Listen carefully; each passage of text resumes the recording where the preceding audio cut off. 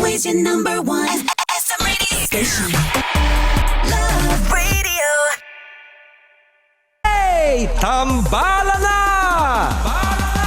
At eto na sila, ang nag-iisang masugid na tagahanga ni Nicole Yala. Chris Chuper! Kasama ang nag-iisang die-hard fan ni Chris Chuper. Nicole Yala! Mula sa Mahiwagang Burnay, ang kwento. Hoy! Anong ginagawa mo dyan? Sigaw ko sa babaeng nakatayo sa may gilid ng water tank sa rooftop ng IT building.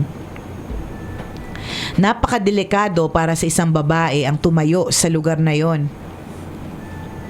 Humarap siya sa akin. Si Riza, ang classmate ko sa biology. Tatalon! Papakamatay! Ba't ka ba nakangialam? Sumbat niya. Engot ka ba? Huwag ka dyan. Pwesto ko yan eh. Doon ka sa kabila. Hinila ko si Riza pababa. Umupo ako sa may water tank at sinimulang tugtugin ang bitbit kong gitara. Ilang minuto pa ay bumalik sa pwesto ko si Riza. Excuse me? Pasintabi niya. Oh, bakit buhay ka pa? Biro ko.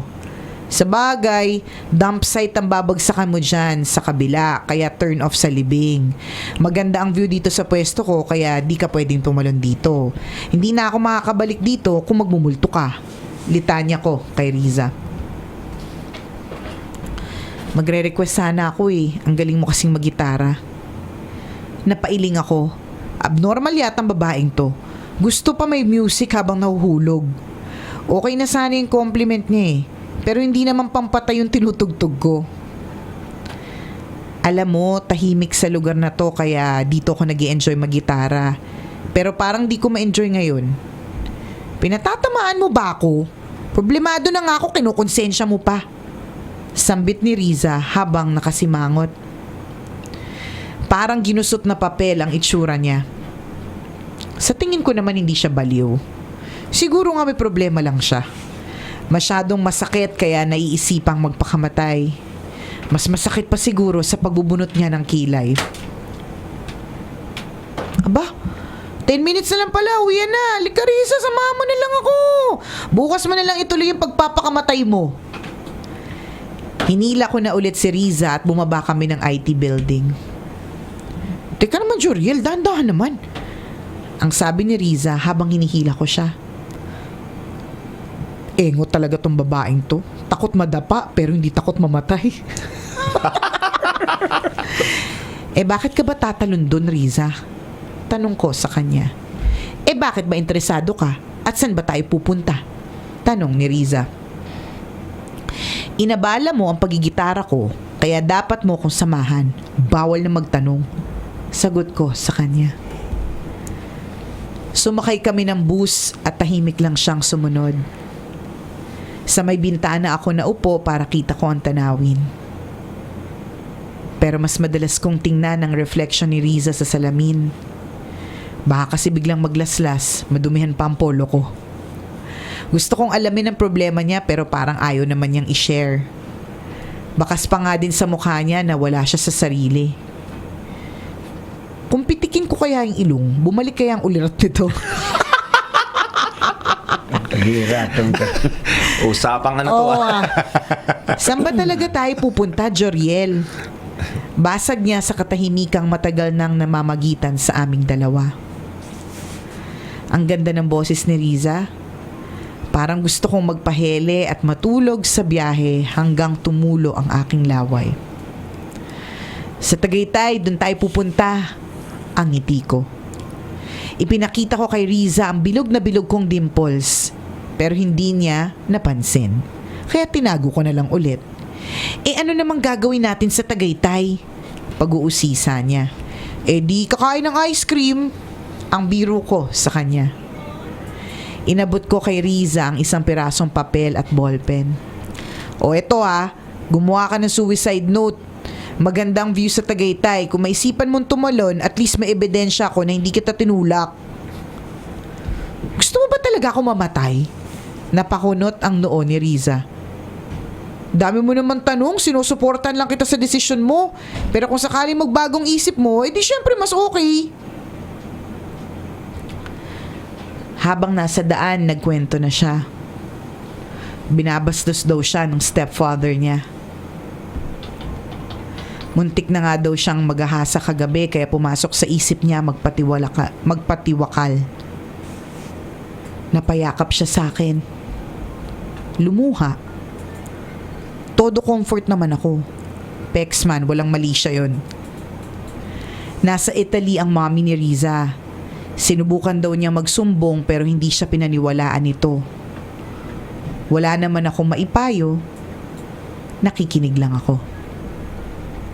Nang makarating kami sa Tagaytay, ipinasyal ko siya para mabawasan ang lungkot niya. Ibinili ko siya ng ice cream para ma-refresh ang utak.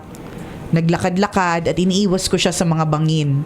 Mahirap na no, baka biglang tupakin, tumalon, tas isama pa ako. Tinuruan ko ring mag-gitara si Riza dahil yun lang naman ang talent ko.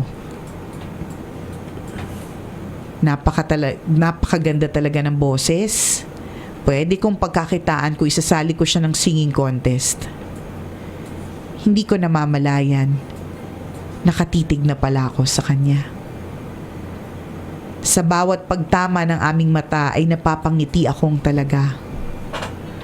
Unti-unti, sumabay na ako ng pagkanta. Biglang bumuhos ang ulan, pero napawi naman ang madilim na ulap sa kanyang puso at isipan. Nagdesisyon si Riza na tumira muna sa apartment kasamang iba naming kaklase. Nagtrabaho siya para suportahan ang sarili. Sa wakas, bumalik na ang dating Riza. Paminsan-minsan na lang kaming magkita dahil tamad akong pumasok sa subject na magkaklase kami. Kadalasan umaakyat siya sa rooftop para puntahan ako. Minsan nga nung napaidlip ako, hindi ko na malayang may drawing na akong ice cream sa mukha ko. Tapos may nakasulat na malaking thank you. Kumakanta pa din kami pero itinigil ko din bago pa umulan. Jeriel, thanks for saving my life ah. Kung hindi mo ako nakita sa may water tank noon, malamang wala na ako dito ngayon. Seryosong hirit ng babaeng payatot. Riza, nandito ka na rin lang kaya sabihin ko na, ay teka, wag na pala, nagdadalawang isip ako. Yes! Ano yun?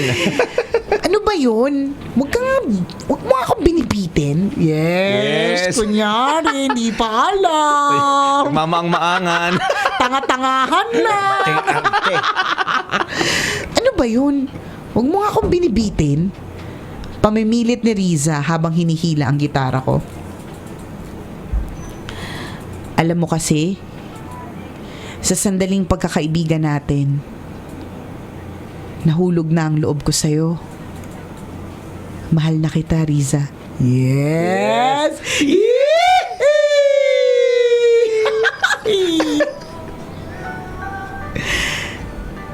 Sandaling nanahimik siya. Pwede bang mag-isip muna ako? Ang sabi niya. Hindi mo naman kailangan mag-isip dahil hindi naman ako humihingi ng sagot. Yes. Ang arte yung dalawa. Ang sarap niyang kuruting sa singit gamit ang tsani. At nanigas si Riza. Hindi mo naman kailangang mag-isip dahil hindi naman ako humihingi ng sagot. Hinawakan ni Riza ang kamay ko pero inalis ko yon. Naglakad ako palayo sa kanya. Umakyat ako sa may gilid ng water tank kung saan dating nakapwesto si Riza. Teka, Joriel! Sigaw niya sa akin. In-extend ko ang kamay ko sa may tangke sa may pinakadelikadong parte. Arte nito ni Joriel. Gumaganon pa. Pag-extend. May pag ano pa eh. Oh. Kunyaring kitil ng buhay eh. Una, mahal din yan. Hindi ko kaya mawala ka. Yes!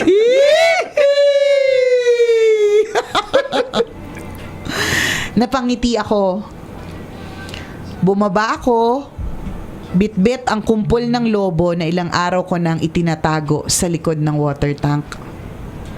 Bawat lobo ay may bulaklak sa dulo. Pinakawalan ko ang lobo sa harapan niya. Yes. Ang kinitong ganda.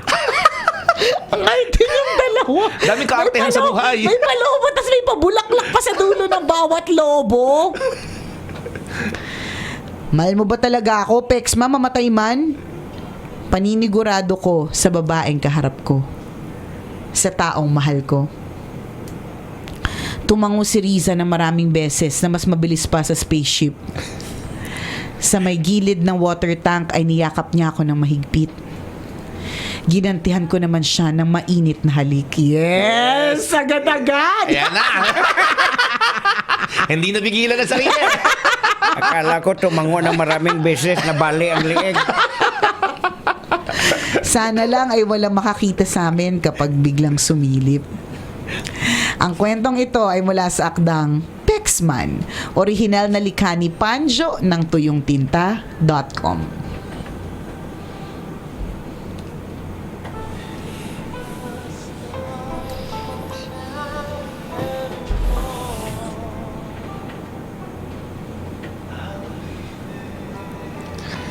Sarap naman nun.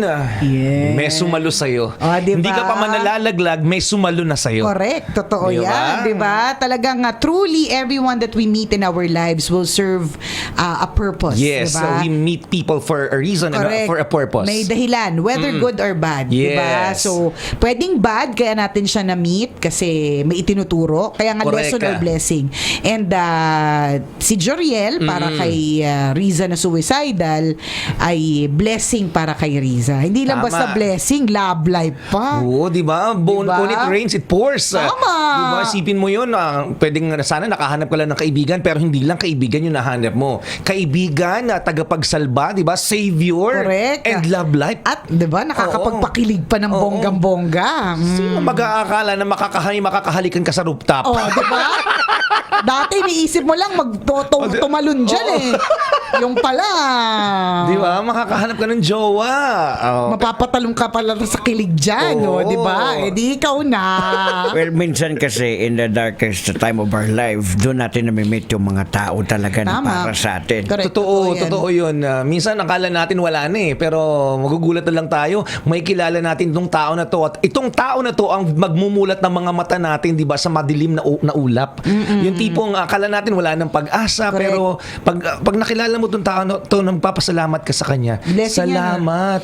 Di ba? Nilat mo yung mata ko at ngayon nagkaroon ako ng pag-asa. Diba? So everything truly happens for a reason. Hindi naman natin sinasabing buti na lang nangyari sa iyo yung pananamantala o kaya ano. Pero kumbaga parang it led to something good eh. Yes, diba? to something better. Kung halimbawa kung di niya naman naramdaman na parang nakakatakot sa loob ng bahay niya o parang nakaka-feel siya ng, 'di ba? Hindi naman niya may isip na magmuni-muni sa may gilid ng water tank at makilala itong si Joriel ng mas malalim, 'di ba? Correct. Kasi nothing will lead her there to the water tank kung saan tumatambay si Joriel, 'di ba? Sino mag-aakala, Sino din no? mag-aakala na sa lahat ng lugar dun sa eskwelahan nila, dun sa may water tank si Joriel mahilig maggitara. Dun siya nakahanap ng katahimikan. So lahat po talaga ng nangyayari sa buhay natin meron pong dahilan. Amazing, di ba? Kung iisipin natin, no, na, totoo yun, na sa dinami-dami ng lugar na pwede mong puntahan kapag problemado ka, kapag may iyak ka. Ang daming pwede, Di ba? Sa di ba? kwarto pwede kang magkulong. Correct. Sa Di ba? chapel ninyo, Oo, di ba? tambay ka sa Starbucks, mga Correct, ganun. mga ganun. Dito dami talagang pwede lugar, pero bakit doon? Bakit sa tuktok ng building? At bakit Di ba? sa oras na yon? Kung Tama. kailan meron ding tao na nandun,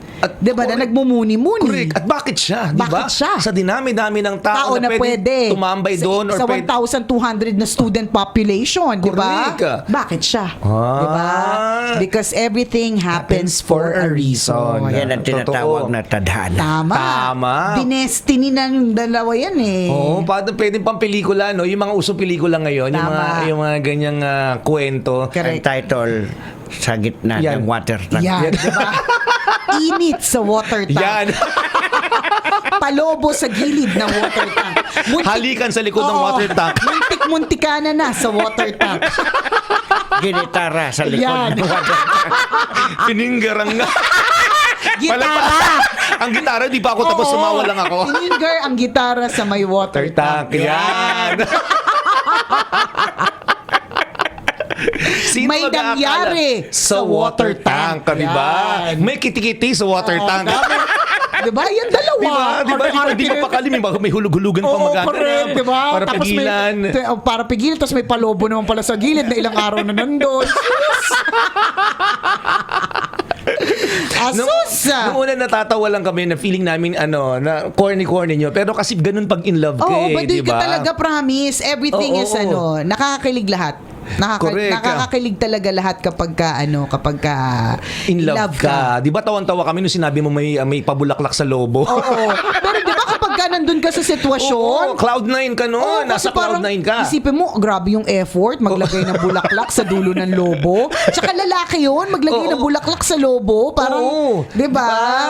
Para lamang pakiligin ka, para mabago, mapaganda yung mood mo at para Tama. sabihin niya na sa'yo na mahal ka niya. Di ba?